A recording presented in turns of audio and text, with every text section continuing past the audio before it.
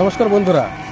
আমরা এই মুহূর্তে আলিপুরদুয়ারের প্রাণকেন্দ্র তথা সবথেকে ব্যস্ততম রোডের সাবস্টিটিউট রোড হিসাবে বাঁধের উপর দিয়ে যেটা আলিপুর থেকে কোচবিহার যাওয়া যায় খুব সহজেই এবং খুব নিরিবিলিতে। ওই আলিপুরদুয়ারের ব্যস্ততম জ্যাম, রেলগেটে একটা বিশাল ভিড়,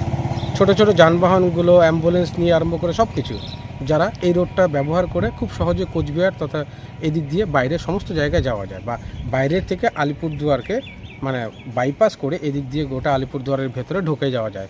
সেই রোডটাতে দাঁড়িয়ে আছি। আর এই রোডটার পাশেই আমাদের কালজানি নদীর উপরেই একটা ব্রিজ তৈরি হয়েছে, এবং ব্রিজের পাশে বাঁধের একটা যে রাস্তাটা, সেই রাস্তাটায় আপনারা আমার ঠিক পেছনটাতে দেখুন, পেছনটাতে আলিপুরদুয়ার শহরের যত নোংরা আছে, প্রায় এই সমস্ত আশেপাশের ওয়ার্ডের নোংরাগুলো এইখানটাতে ঠিক নদীর পাশে, বাঁধটার পাশে ফেলে রাখা আছে।